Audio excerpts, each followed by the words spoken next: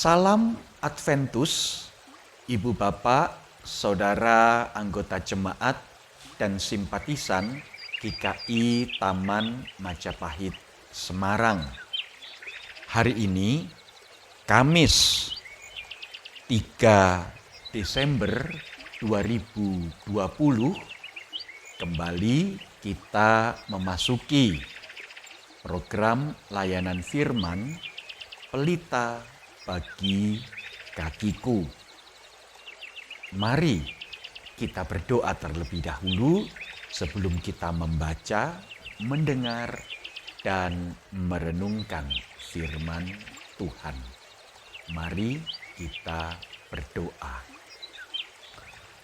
Bapa Surgawi, kami akan mengisi hati dan hari kehidupan kami dengan firman Tuhan. Oleh karena itu, kami berdoa memohon, biarlah manakala kami membaca, manakala kami mendengar, manakala kami merenungkan isi hati Tuhan, Roh Allah sendiri sajalah yang memampukan kami untuk menyimpannya di dalam hati kami serta mengerjakannya di dalam hari-hari kehidupan kami. Berkata-katalah, ya Bapa Surgawi, kami siap untuk mendengar, kami memohon pertolongan Roh Kudus hanya di dalam nama Yesus Kristus, Sang Firman kehidupan itu. Amin. Ibu bapak, saudara yang terkasih di dalam Tuhan Yesus Kristus, pembacaan dan perenungan firman Allah pada hari ini didasari bacaan leksionaris dari kitab Hosea. Hosea pasalnya yang ke-6 ayat yang pertama sampai dengan ayat yang ke-6. Hosea 6 ayat 1 sampai dengan yang ke-6 akan saya bacakan. Demikianlah firman Tuhan. Mari kita akan berbalik kepada Tuhan, sebab Dialah yang telah menerkam dan yang akan menyembuhkan kita, yang telah memukul dan yang akan membalut kita. Ia akan menghidupkan kita sesudah 2 hari. Pada hari yang ketiga, Ia akan membangkitkan kita dan kita akan hidup di hadapannya. Marilah kita mengenal dan berusaha sungguh-sungguh mengenal Tuhan. Ia pasti muncul seperti fajar. Ia akan datang kepada kita seperti hujan pada akhir musim yang mengairi bumi. Apakah yang akan kulakukan kepadamu, hai Efraim? Apakah yang akan kulakukan kepadamu, hai Yehuda? Kasih setiamu seperti kabut pagi dan seperti embun yang hilang pagi-pagi benar. Sebab itu aku telah meremukkan mereka dengan perantaraan nabi-nabi. Aku telah membunuh mereka dengan perkataan mulutku, dan hukumku keluar seperti terang. Sebab aku menyukai kasih setia dan bukan korban sembelihan, dan menyukai pengenalan akan Allah lebih daripada korban-korban bakaran. Sampai sedemikian jauh pembacaan firman Allah, yang berbahagia ialah kita yang boleh dengan setia melaksanakan firman Tuhan dalam hidup setiap hari. Maranatha. Ibu bapak, saudara yang terkasih di dalam Tuhan Yesus Kristus. Mungkin ada di antara kita yang bertanya-tanya, kenapa sih GKI Taman Majapahit memberlakukan kalender gerejawi? Kenapa kita harus memperingati masa raya Natal? Repot tahu, harus mengingat ini masa-masa Advent. Ini masa malam Natal. Ini hari Natal. Ini masa Epifania. Kenapa sih enggak simpel saja menjalani kehidupan sebagai orang Kristen? Biasa-biasa aja, tanpa perlu adanya aturan-aturan, tanpa perlu adanya hukum-hukum yang membebani kehidupan kita. Ibu bapak, saudara yang terkasih di dalam Tuhan Yesus Kristus, kita mengenal istilah disiplin rohani. Kata disiplin berasal dari kata disciple. Kata disciple berarti murid. Apa yang dikerjakan oleh seorang murid? Apa yang menjadi tugas utama seorang murid? Bukankah tugas utama seorang murid adalah belajar? Belajar dengan keterbukaan pikiran, dengan keterbukaan hati, dengan keterbukaan hidup. Seorang murid menambah wawasan, menambah ilmu, mempertajam kemampuan untuk memahami sebuah peristiwa, serta dengan ketajaman berpikir mampu untuk menganalisis sebuah persoalan. Itu sebabnya para murid bukan hanya diberi materi-materi yang bersifat hafalan, tetapi juga diberi soal-soal cerita supaya otaknya belajar untuk mencerna, untuk mengerti, tetapi juga terbiasa untuk menganalisis sebuah peristiwa. Disiplin rohani pada intinya adalah kesempatan bagi seseorang untuk belajar. Kesempatan bagi orang Kristen untuk mengenal siapakah Tuhan dan apakah karyanya di dalam kehidupan manusia. Nah, ibu bapak, saudara yang terkasih di dalam Tuhan Yesus Kristus, ada waktu, ada masa di mana Umat Allah justru terjatuh di dalam godaan, hanya mau mengerjakan ritual-ritual dan upacara-upacara sebagai sebuah kebiasaan tanpa mereka mau mengerti dan memahami, apalagi menghayati makna dari apa yang mereka lakukan, apa yang mereka kerjakan.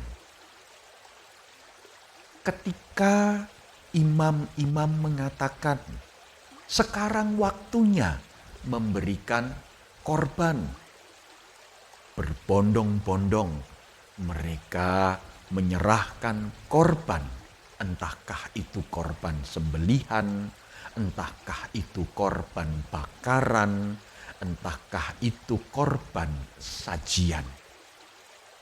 Tetapi kalau ditanya, kenapa engkau melakukan itu semua? Kenapa engkau memberikan korban sembelihan? Kenapa engkau memberikan korban sajian? Kenapa engkau memberikan korban penghapus dosa? Maka jawabnya simpel, disuruh oleh pemuka agama, disuruh oleh pemimpin umat, diperintahkan oleh para imam. Ya kami nurut, kami taat, kami lakukan. Ibu bapak saudara yang terkasih, sikap yang sedemikian bukanlah sikap seorang murid. Sikap demikian justru adalah sikap yang tidak dikehendaki oleh Tuhan. Dan oleh karena itulah Tuhan marah. Oleh karena itulah Tuhan murka. Tuhan menginginkan satu hubungan yang begitu baik, yang begitu harmonis, yang begitu intim antara dirinya dengan umatnya. Allah mau supaya relasi antara dirinya dan manusia sebagai umatnya terjalin dengan begitu mesra. Tetapi itu tidak terjadi di dalam kehidupan umat Allah. Mereka hidup di dalam ketakutan. Mereka meletakkan Tuhan nun jauh di sana. Mereka menjalani ibadah-ibadah dengan penuh rasa takut. Seolah-olah Tuhan kejam, Tuhan bengis. Padahal firman Allah di dalam kitab Hosea mengatakan, Tuhan menyukai kasih setia. Tuhan menghendaki supaya umatnya mengenal keberadaan dirinya. Jauh daripada korban-korban dan upacara-upacara. Tuhan rindu bahwa umatnya memiliki hati yang senantiasa berpaut kepadanya. Bukan sekedar upacara. Hari ini ibu bapak saudara yang terkasih, kita memasuki Minggu Advent yang pertama. Apa yang ibu bapak saudara pelajari? Ketika memasuki masa raya Natal dan memasuki Minggu Advent yang pertama, gereja sebenarnya memberikan kesempatan kepada kita untuk belajar berharap. berharap. Dan itu berarti kita belajar untuk menumbuhkan pengharapan di dalam kehidupan kita. Ya, selaku hamba Tuhan Yesus Kristus, saya memahami realita kehidupan yang kita hadapi pada hari ini bukanlah suatu situasi dan kondisi yang mudah untuk dihadapi. Kondisi perekonomian tidak kunjung membaik. Angka mereka yang terpapar virus corona tidak semakin menurun. Kehidupan di tengah masyarakat juga tidak menjadi lebih aman. Bayangkan, ada orang yang pukul 4 subuh niat-niatnya keluar dari rumah hanya untuk mencuri tanaman yang ada di halaman, di pelataran, di pekarangan orang lain. Sungguh tidak aman. Masalah kesehatan sudah menjadi masalah ekonomi dan telah meluas menjadi masalah keamanan. Sungguh situasi dan kondisi yang sangat tidak kita inginkan. Tetapi, adakah kita tetap mau berjuang? Adakah kita tetap mau bergumul di tengah kehidupan ini? Ibu, bapak, saudara yang terkasih, saat ini adalah saat yang paling tepat bagi kita semua untuk belajar menumbuhkan hati yang penuh dengan pengharapan. Karena hanya dengan pengharapan yang teguh, hanya dengan pengharapan yang kukuh, kita dimampukan untuk terus berjuang, untuk terus bergumul, untuk berani menghadapi realita kehidupan yang sukar dan berat yang ada di hadapan kita. Selamat memasuki masa Raya Natal. Selamat belajar menumbuhkan pengharapan. Selamat belajar berbagi pengharapan. Dan ingatlah, Ia adalah Immanuel, Allah yang senantiasa hadir di dalam kehidupan kita dan merindukan kita semakin mengenal apakah karyanya dan siapakah dirinya. Amin. Mari kita berdoa. Bapa Surgawi,